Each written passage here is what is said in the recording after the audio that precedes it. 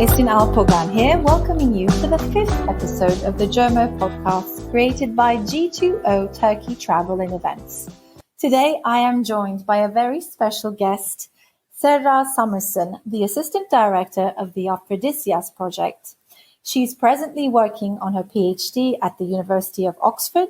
Her research interests are in archaic and classical pottery, open-air sanctuaries, and the transition from the classical to the Hellenistic period in Western Anatolia. Welcome, Serra. Thank you very much, Esin. Hi. How is everything in beautiful Aphrodisias today? Well, just as you say, it's absolutely beautiful. There's a slight chilly wind, a bit of white puffy clouds, and we're getting into the hot summer. We're starting to feel it slowly. Yes. But it's absolutely gorgeous. However, it is a bit sad because we're here with a tiny team. Our core team has not been able to come due to the pandemic, so we're feeling the sadness and we're missing them. But we're continuing, of course, here. We're doing some site cleaning, some site maintenance, and some research in the depots. Great. We should then, I think, for our listeners, maybe try and begin with an introduction to Aphrodisias, starting perhaps with where it is, when and by whom it was founded, the monuments it consists of. It would be lovely if you could give us a little introduction. Of course, with pleasure. So here we are in Turkey, in ancient Caria, or Caria, which we would today call inland Aegean. We are quite close to the famous ruins of Hierapolis in Pamukkale. We're also quite close to Ephesus. But to be more precise, we are in the province of Aydın, in the small town of Karacasu, just beside the village of Geyre. And as the crow flies, we are also about 2 hours away from the sea, both on the south and on the west. It takes about 2.5 hours to drive here from Izmir airport. So it's quite easy to reach if one came by plane. We're about 200 kilometers from Izmir towards the east. Aphrodisias in ancient Caria was once a very glamorous city. Aphrodisias is known as a city of the Roman period. Although there was a small settlement here before the Roman period, that would be 1st and 2nd centuries AD, we do not have much information on it. It's a Roman period city, and it has quite glamorous Roman period monuments, of course, as one would imagine. It's a beautifully preserved city. That's what makes it so special. And the reason for that, one of the main reasons for that, is because Aphrodisias remains out of the main trade routes. It is about 30 kilometers behind the main road going from Izmir to Denizli, which, of course, in certain periods, at certain times, when one needs to get to the city, this is a disadvantage. But when you think about preserving antiquities, this turns into an advantage because during the ancient period, the city shrunk and there was never a huge metropolis, a megapolis that was built on top of it after the ancient period. There was never a city like Izmir or Istanbul that continued to live on this very site. It shrunk and became a small village, and because it's away from the main trade routes, it's away from the main railroad tracks. This allowed the city to remain as it is. So the modern archaeologists, when they came here in first of all, the early 1900s, but then in modern scientific terms, Professor Kenan Erim, when he started excavating here in the 1960s, what he found was an untouched, intact Roman city. And this was a very impressive, it must have been a very impressive moment for everybody. Sure. I was wondering about why it was indeed a well-preserved ancient city, and that makes sense. And lucky that it remains so. So just to talk about the monuments that do exist there Could we describe this city? I mean, what the buildings are? I know would that be possible, just to give our listeners an idea of what exists in that ancient city? So Aphrodisias, again, it has some weird and wonderful things about it, because when one walks into a Roman period city, one expects to see, of course, a theater. Maybe if we're talking about a large city, a stadium. Yes, you want to see some baths. But Aphrodisias has quite a lot of more monuments to offer. For instance, in Aphrodisias, we have a unique monument, which is called the Sebastion, which is a very large, unique complex with a temple built for the emperors and Aphrodite. Sebastion is a title that was used in Greek, since we are here in the ancient period in a place where the people continue to speak Greek, also in the Roman period. Sebastion is a term that the Greek people would use for their emperors. So the Sebastion is a very large complex which consisted of a temple, two large galleries, and a beautiful entrance gate. The Sebastion was at the same time a way for the Aphrodisians to show the Romans how faithful they were to them. In a way, by building a large complex for the name of the emperors, they tried to show their faith, they tried to show their support to the Roman Emperor and to the Roman Empire. So this is a very interesting complex. Apart from the Sebastion, here we have, of course, a temple dedicated to Aphrodite. We have a city council, the Bouleuterion. We have a stadium that could hold up to about 30,000 people, although here we think that there must have been about 12 to 15,000 people living in the city, with a stadium of 30,000. We have a beautiful theater. We have the most famous monument of Aphrodisias, of course, without doubt, is the Tetrapylon, which is an entrance gate into the sanctuary of Aphrodite. We have a very well preserved street, the Tetrapylon Street, that cut the city into two pieces, which was kind of the main artery of the city. We also have a basilica.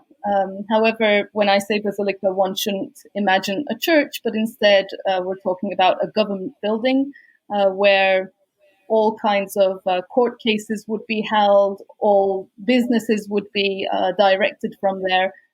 Basileus in Greek means king. So a basilica is a kingly building, it's a government building.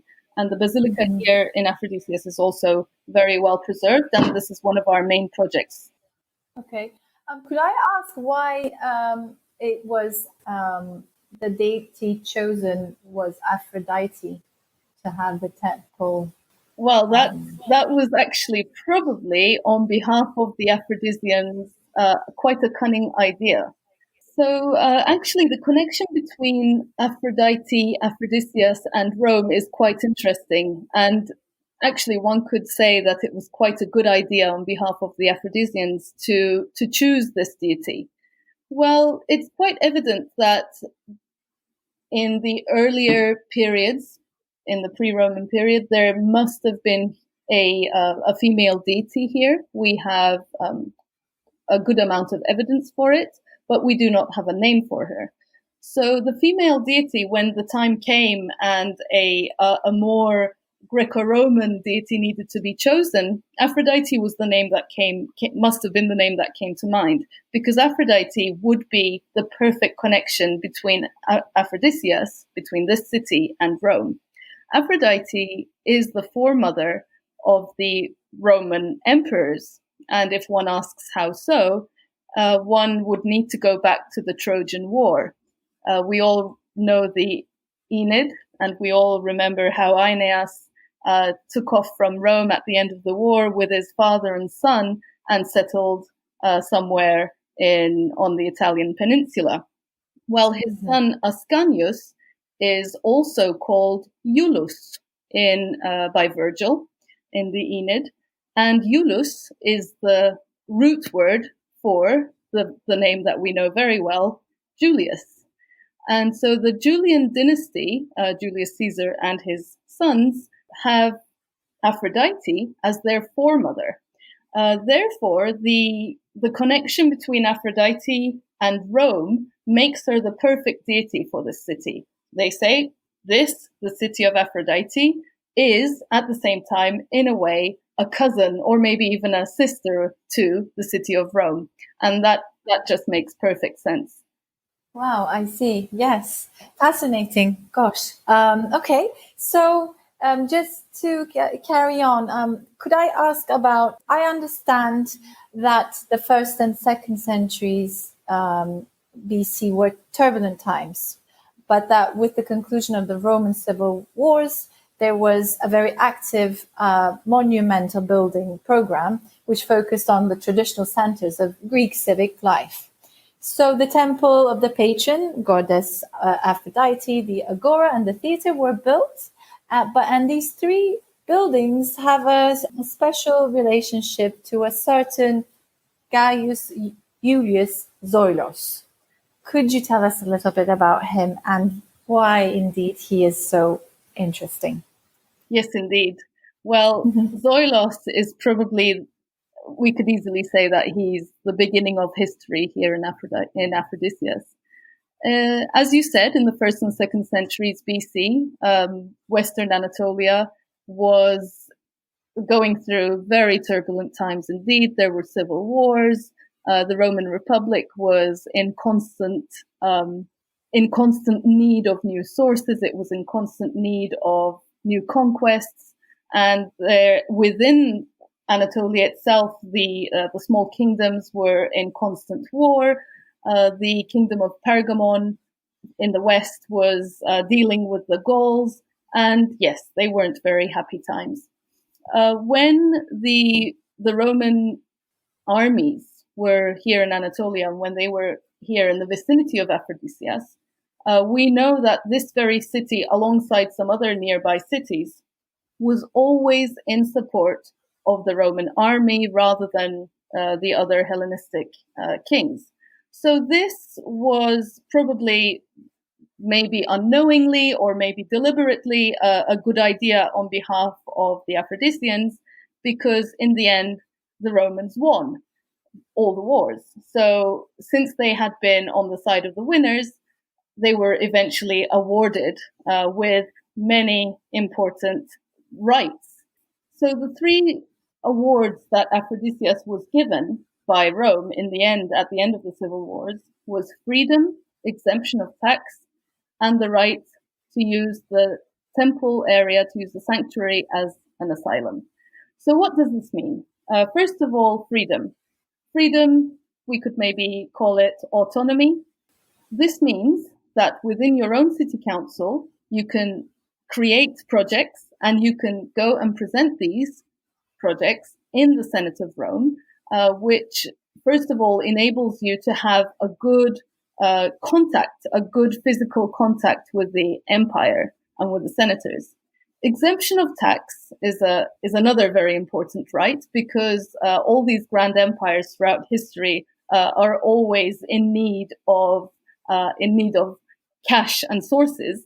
Therefore, having an exemption of tax already gives you a certain amount of wealth, because this means that your own sources, and we are in a very fertile valley here, your own sources can be used by you and you only. You do not need to give them out to your emperor. And the asylum right is more of a symbolic right. Yes, it does give you that protective feeling, but it is a very symbolic right that is awarded to you by the Roman Empire. So these three rights were the initial point of dynamism in the city of Aphrodisias. Mm-hmm. And where does Zoilos come into the picture? Well, Zoilos, at this very turbulent period, he must have been a very intelligent young man from this very city who, in one way or another, became a slave. We don't have much information about his youth. We don't know his whole biography, but what we do know is that he made his way up into the palace. And Zoilos, as you may be able to tell by his first two forenames, Gaius Julius, was the slave of Julius Caesar.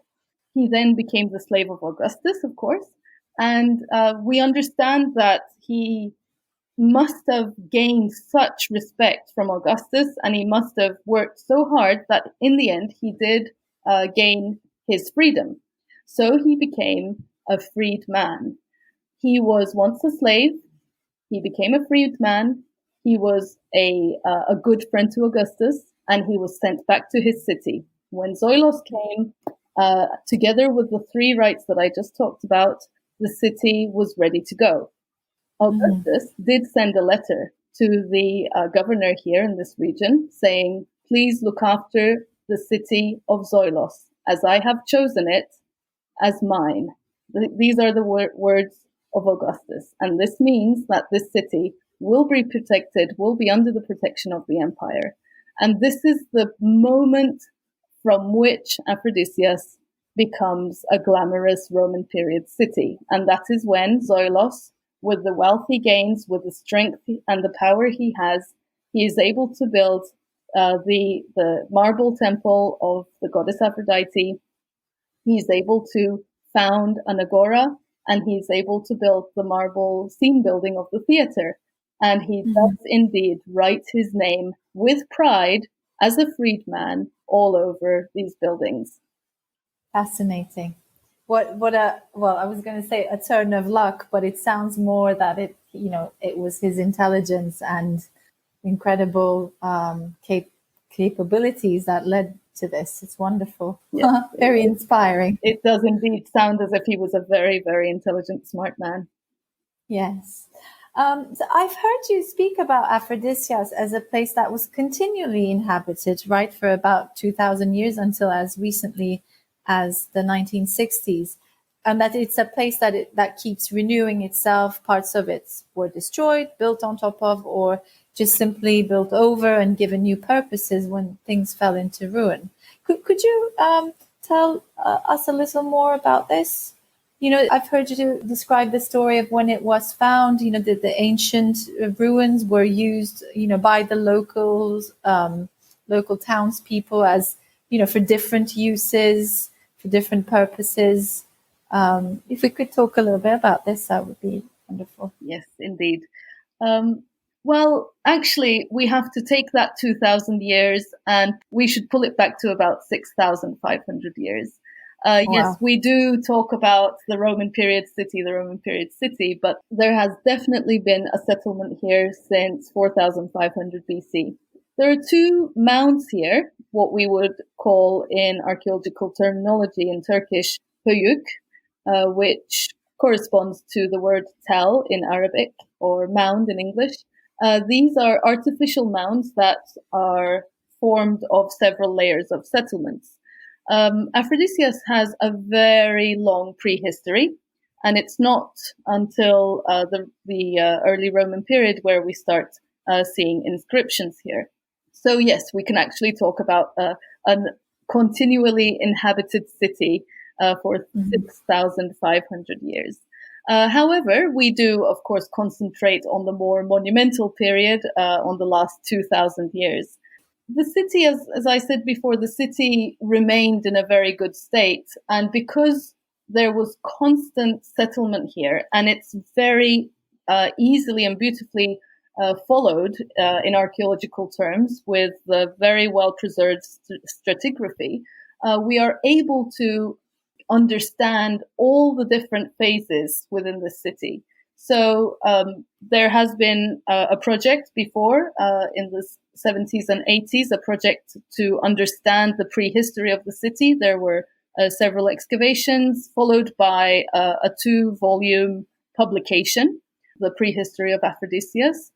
But if we concentrate more on the last 2,000 years, after the Roman period, after the golden age of the 2nd and 3rd centuries AD, Aphrodisias goes into another golden age in the 5th and 6th centuries AD, where which we in archaeological terms call late antiquity.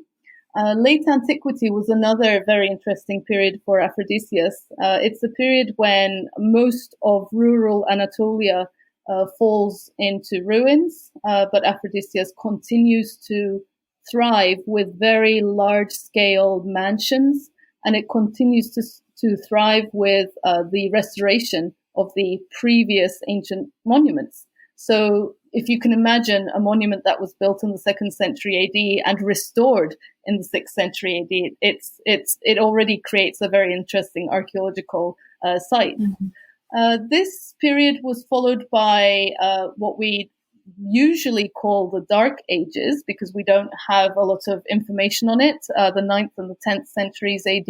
However, with the recent excavations carried out, especially on the Tetrapylon Street, we're starting to find out a lot more about the 9th and 10th centuries AD.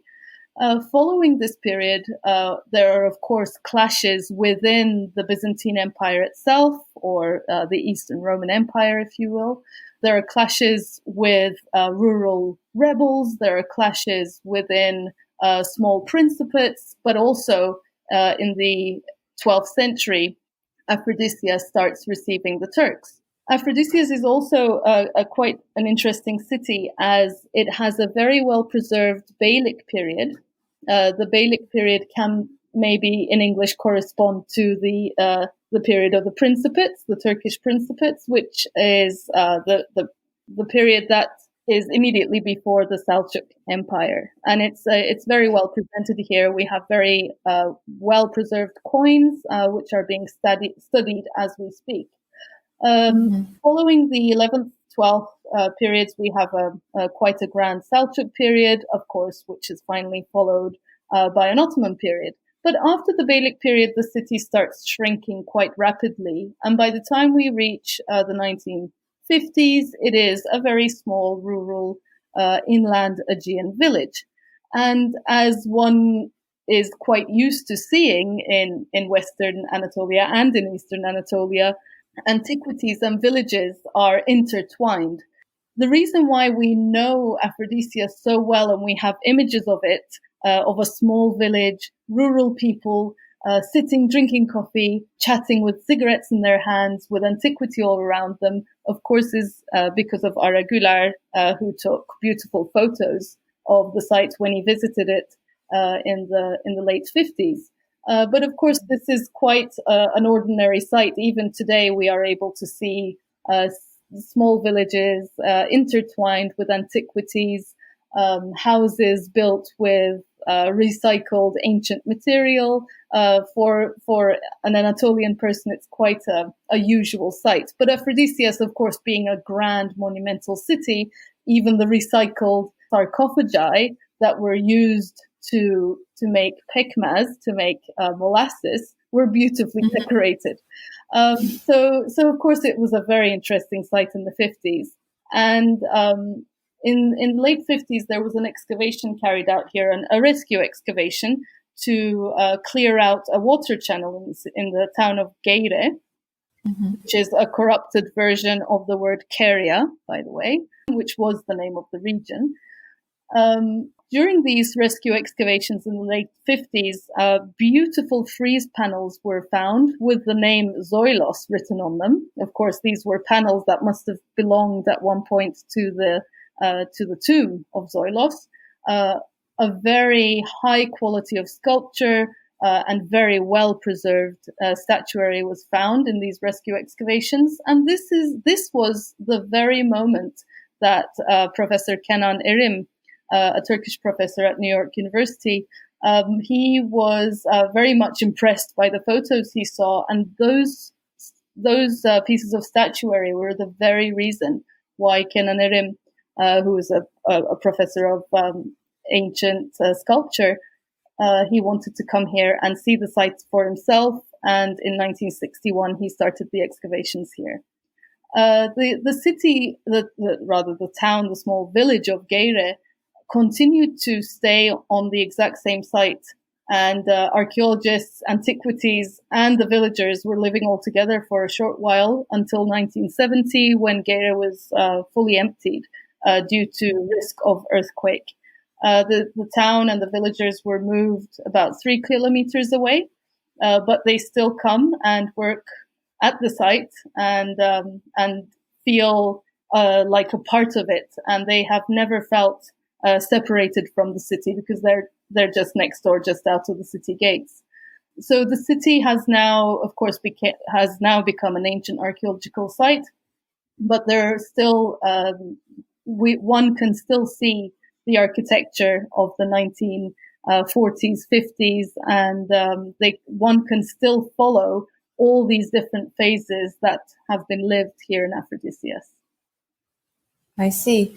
And so, in a way, it would be possible to say that that today you're still carrying on with the tradition of the city renewing itself with the work that you and the excavation team are doing there. How would you describe the work, I mean, that you're doing for those of us that do not know what that entails? Archaeology is when one thinks of archaeology, one immediately imagines people excavating. I would quite comfortably say that excavation is probably the easiest thing that we do, and it's probably we spend least time excavating. Archaeology consists of a lot more than just excavation, and I'm quite proud to say that here in Aphrodisias, that is exactly what we do. We excavate for a maximum of 2 months each year, but for about 5 to 6 months each year, we concentrate on conservation, restoration, and site maintenance. After the main core excavation team leaves, the restoration and conservation team remains. They come before and they leave after. And the main, most important thing in archaeology, which is to preserve what you find, is done very well at this site. And apart from the 2 months of excavation and the 5 to 6 months of restoration and conservation, there are very painstaking works carried out on publications, because we do believe that we have a very important responsibility, and that is, 1, to preserve what we find, and 2, to present what we find. Because if we don't preserve it and if we don't present it, there is really not much sense in excavating it. So excavation is a very detailed and slow-going work. When one excavates, one needs to be very careful to understand the changes in the earth color, to understand the changes in the various formations, and to understand what we call a context. The context is what gives us the information. If you imagine one single statue, the most beautiful statue that you can think of, that is standing all on its own in the middle of a desert, it doesn't have a context. You don't know what it is. You don't know where it comes from. But if you find a statue fallen on the ground right beside its base with an inscription in front of the building where it stood, that gives you the whole context. It gives you the story. And it is the story that makes a city alive. And Aphrodisias, in that respect, is a very lucky city, or we are very lucky to be working here, because we do have a very good context in the city, a very well-preserved story in the city, and we are able to follow it through our excavation work. Once the excavation ends, then comes the preservation, then comes the conservation, and then, if the monument allows us, then comes the restoration. Another very important principle that we follow here is that any kind of restoration, any kind of rebuilding, has to be done with the principles of anastylosis, which means that each block goes to its exact correct original location. Dowel hole to dowel hole, clamp hole to clamp hole needs to fit, and we need to have at least 80% of original material to rebuild a building. Otherwise, we do not start a project of that sort. That's one principle. So after excavation, that is another important thing. Restoration ends, conservation and site maintenance never ends. That is one very important aspect of our work. And of course, as I said before, at least after the 2 months of excavation, at least 9 months of hard work for publication. We are publishing monographs, we are publishing articles, and we are in constant motivation to present our work to those who are interested. Wonderful. You mentioned this in the beginning of our conversation, and I was going to ask you about what life is like on such an archaeological site. I mean, we visited you last summer and saw that there was this big international team working, and obviously that's not the case at the moment, but it seems like everyone was there for that same cause. I mean, there was this incredible energy amongst the team, and you're all staying on site together, eating together, working together. So that I was going to ask you to tell us a little bit about that, because I don't know if our listeners have actually visited, and they should visit Aphrodisias when they can. But if you could maybe share a little bit of information about what that's like. Yes, indeed. Yes, Aphrodisias is a large city. We have several projects running at the same time, and this means that we need several small teams creating one large team. We are very lucky to have our compound on site because this allows us to save a lot of time transferring ourselves to the site back home. This allows us to have all the material with us so that we can work not only until 5, but we can work until midnight, which is usually the case throughout the season. Work here at Aphrodisias begins at 7 a.m. And we have an 8-hour work day during which workers are here and we are at the site. But at the end of the day, at 5 a.m., after everyone takes their shower, after waiting in a little queue, work continues. Work doesn't end. Work continues until dinner time, and if necessary, until after that. Because once again, after coming back from the site, whether you're doing restoration, conservation, or excavation, you need to write a very detailed report. If you're excavating, if you have finds, you have to register everything that happened that day. You have to register everything that was found that day, because the important aspect of archaeology is that once excavated, there is no going back. You cannot rebuild the information. The information has to be set on paper, or in these days, it has to be set in digital form there and then. It has to be well photographed. It has to be well drawn. And it has to be well explained and well described. Every find has to find its slot in its context. So work continues after the field day. Yes, we have a very large international team. We are on site with approximately 35 people at any one day during the high season, which is July and August. Another interesting aspect is that Aphrodisias has a multi-professional team.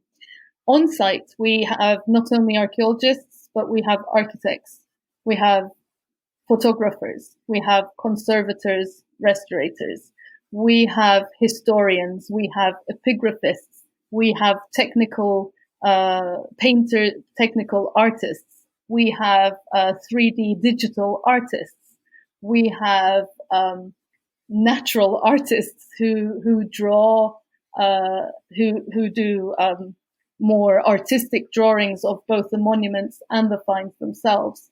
At the same time, Aphrodisias has anthropologists. We have zooarchaeologists. So it's a very crowded team, and it's a very multi-professional team. And this is one of the main reasons why the work is extended to several people, at the end of which the publications that do come out do indeed touch several aspects of history and several aspects of the archaeology that is carried out here. Incredible. Wow, that's just incredible. We just don't, always realize how much, goes into this. But wow, that's fascinating. Okay, so I have one last question for our listeners.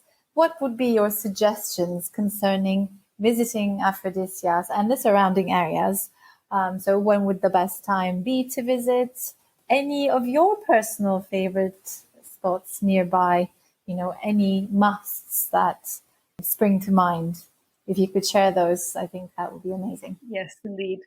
Well, Aphrodisias is, as I said, it's off the main route. So one would need to plan a day just around Aphrodisias. Well, I could easily say that one can spend no less than 3 hours here on the site, if not more. The site is a very lucky site because we have our museum right here next to us. So after an approximate 2 hour easygoing walk, visiting the site, reading all the information panels, one can easily head off to the small cafe here, take a small break, and then move on to the museum, which is right on site. And the museum holds the magnificent statuary and some other beautiful small finds that were found here in the city of Aphrodisias.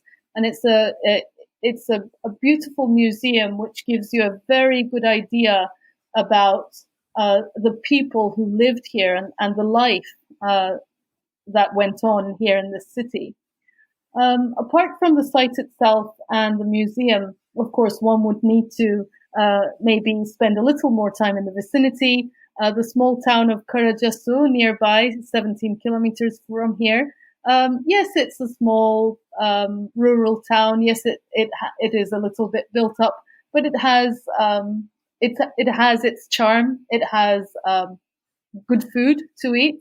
And also, it still today continues with the tradition of pottery making. So visitors could go to Karacasu and visit these small, tiny, dark workshops and see the pottery makers still sell their work on the street side. Nearby Aphrodisias there is one small hotel, a beautiful boutique hotel, if one would need to spend the night here, and with its connected restaurant, also with its beautiful garden.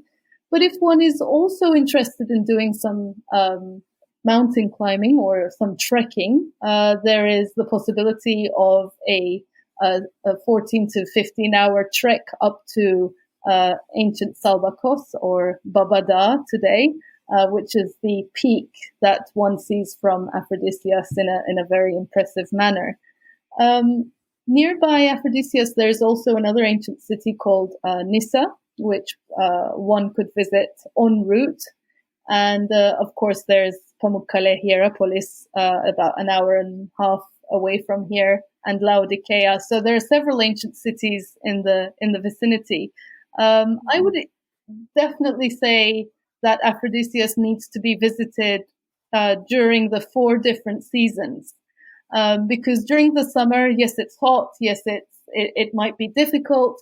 But when the archaeologists are on site, although, of course, visitors are not able to get near the trenches, there is still lots of movement. They still see from afar the work going on, the several workers and the archaeologists in the field. So it gives that much more life to the ancient city. Autumn is beautiful because Aphrodisias is full of trees. You see all the colors change to red. It is breathtakingly beautiful for photographers, especially the light. The way the light leans down gives it a different aspect. And of course, when one comes in the spring, in late March or even mid-March to mid-April, the spring flowers are absolutely everywhere. The daffodils, the yellow, what we call the mustard weed, the poppies are everywhere, and it's just absolutely breathtaking to visit the site in early spring with all the spring flowers. And in the winter, of course, there's that slight sadness with the leafless trees, but still, if one comes here on a very crisp, chilly winter's day, one could easily walk around the city with a lot of pleasure. So I would definitely say one should come at least once every season. Thank you so much for all the imagery that you've conjured up for us. It's brilliant. I mean, My I hope pleasure. that I get to I get to visit. Well, I was there in the hot summer, and it was a little bit difficult, but it was so worth it. So, to our listeners, you must make sure to see Aphrodisias once in your lifetime. Definitely. Definitely agreed. Serra, thank you so much for joining me today and for all the incredible information.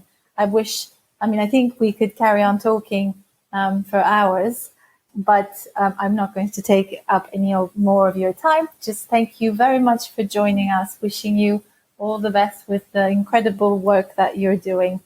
And hopefully I get to see you soon. So I get to visit Aphrodisias. Thank you very much, Isin. It was a pleasure to be your guest.